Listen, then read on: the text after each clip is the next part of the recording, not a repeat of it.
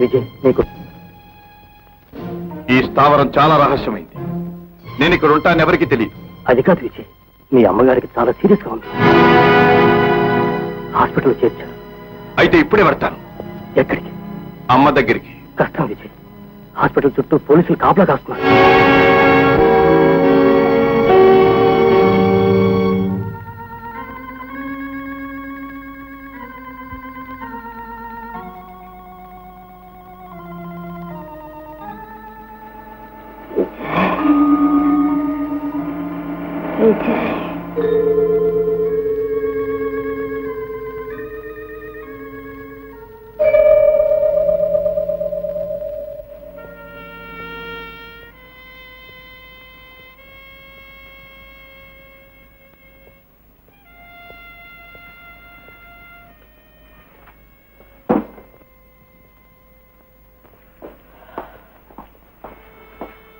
రవి, మీ అమ్మకి ఎలా ఉంది?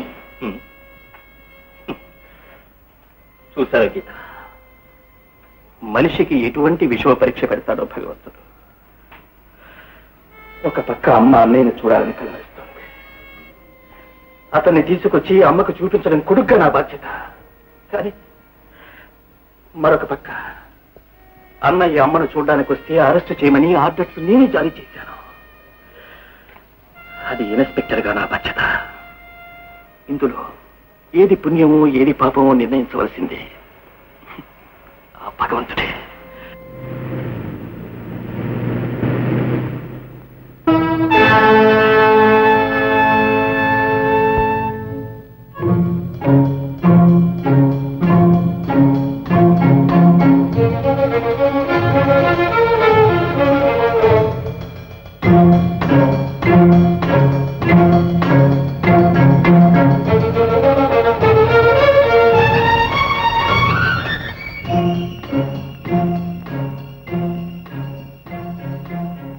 విజయ్, నువ్వు లోపలికి వెళ్ళడం చాలా కష్టం.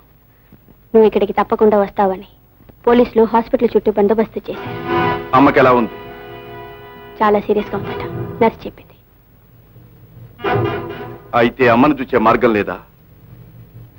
ఆమెను బ్రతికించుకునే దారే లేదా? లేదు విజయ్. అమ్మ ఎన్నోసార్లు అంటూ ఉండేది, ఏ దారి లేనప్పుడు ఒకే దారి ఉందని.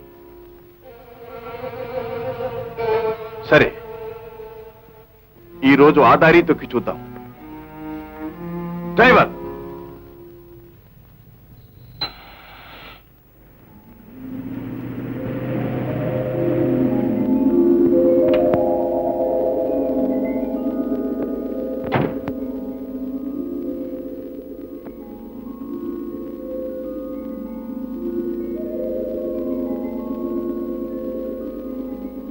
నువ్వు ఇక్కడే ఉండు.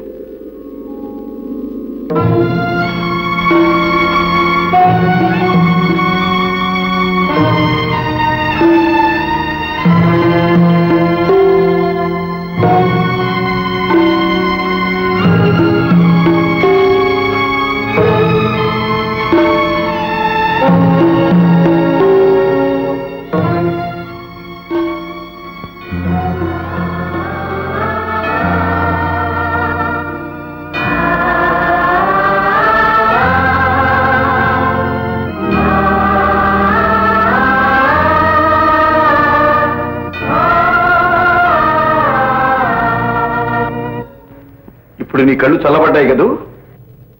20 ఏళ్లుగా ఎన్నడూ నీ గుడిగుమ్మం తొక్కనివాడు, 20 ఏళ్లు ఎన్నడూ నీకు తలవంచి మొక్కనివాడు, 20 ఏళ్లుగా ఇదివరకు ఒక్కసారి కూడా నీకు చేయెత్తి దండం పెట్టనివాడు ఈనాడు నీ ముందు నిలబడి చేతులు దాచి అర్థిస్తున్నాడని నీకు ఆనందంగా ఉంది కదూ? అవును, నా పరాజయం నీకు పరమానందంగా ఉంది. పరాజయం నాది కాదు, నీది నీది.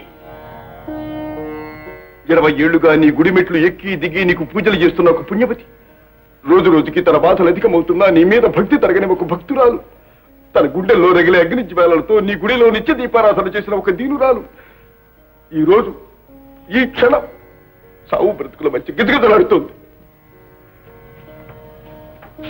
ఈ పరాజయం నీది కాదు. అవును, నీది. ఏమిటి ఆవిడ చేసిన నేరం? ఏమిటి ఆవిడ చేసిన పాపం? నాకు తల్లి కావటమేనా ఆమె చేసిన నేరం? ఆమె కడుపు నేను పుట్టడమేనా ఆమె చేసిన పాపం? ఆమెను దేవతగా నేను ఆరాధించడమేనా ఆమె చేసిన అపరాధం? ఆమె ఏమి చేసిందని, ఏ తప్పు చేసిందని ఇంత క్రూరంగా హింసిస్తున్నావు? మమ్మల్ని దిక్కులేని పశువులు చేశావు.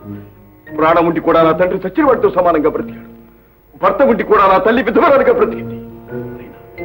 అయినా నిన్నంతకాలం నేను దేనికైనా ఒక్కసారి కూడా అడగలేదు.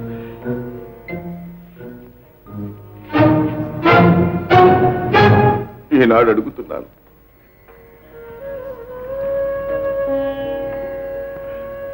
చేతులు జోడించి ప్రార్థిస్తున్నాను.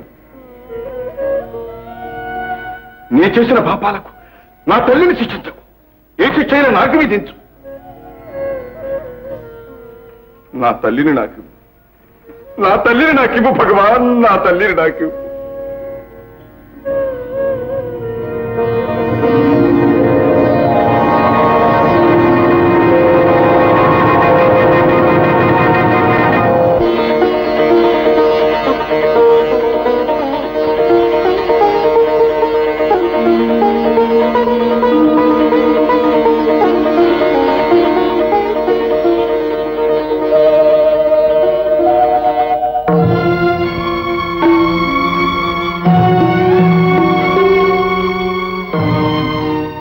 అనిత,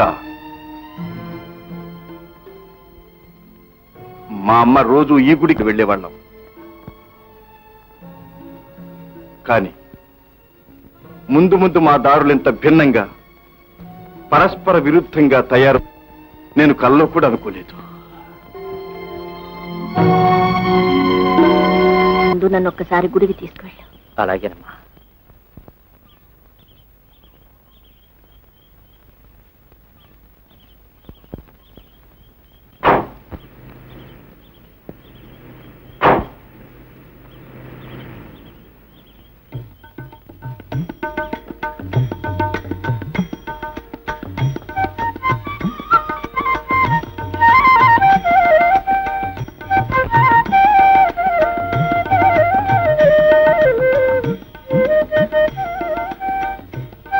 మీ ఆరోగ్యం ఎలా ఉందమ్మా? పర్వాలేదు. ఆహా, ఇతను కాదు, పెద్ద అబ్బాయి.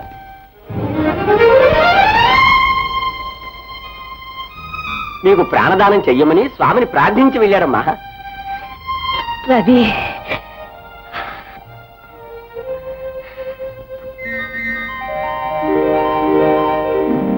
విజయ్, మీ అమ్మకి పూర్తిగా నయమైంది.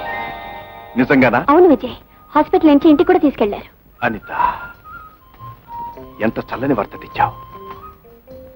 మనకే దిగులు లేదు. అవును Vijay. Yes, let us celebrate.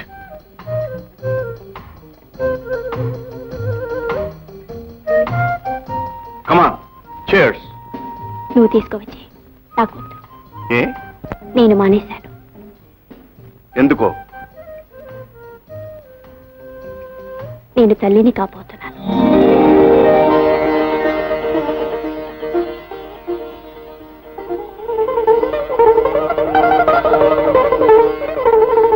అవును విజయ్, నువ్వు తండ్రివి కాబోతున్నావు. కానీ పెళ్లి చేసుకోమని నిన్ను బలవంతం చేయను. ఎన్ని అవమానాలైనా నేనే భరిస్తాను. బిడ్డను కంటాను విజయ్. మన బిడ్డ నాకంటే నీకంటే గౌరవంగా బ్రతికేటట్టు చూస్తాను. నిన్ను పెళ్లాడతాను అనిత. విజయ్, పద, గుడికి పెడతాం. విజయ్, మన బిడ్డ గౌరవంగా బ్రతకాలంటే నేను మారాలి. నా పాపాలకు ప్రాయశ్చిత్తం జరగాలి. నేను ప్రభుత్వానికి లొంగిపోవాలి. ఆ చేతి మీద రాసిన నా బిడ్డ చేతి మీద కూడా ఎవరు వీడి తండ్రి దొంగ అని రాయకూడదు. అనిత, పద.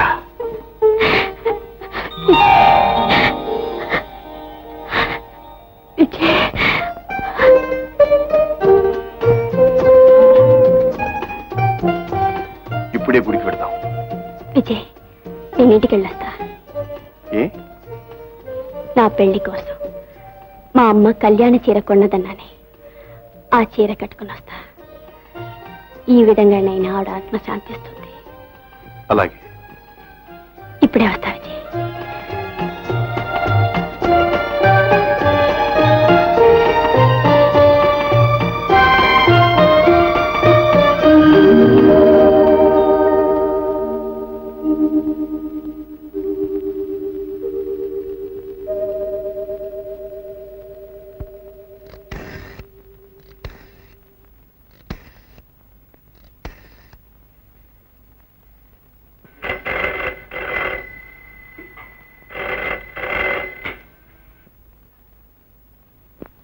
హలో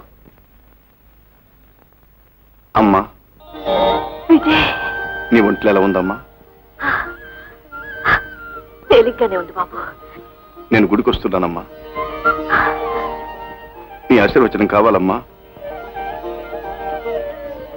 ఆ తరువాత నువ్వెలా చెప్తే అలా చేస్తానమ్మా. నీ ఆజ్ఞ శిరస వహిస్తానమ్మా. నువ్వు వస్తావుగా? వస్తాను బాబు, తప్పకుండా వస్తా.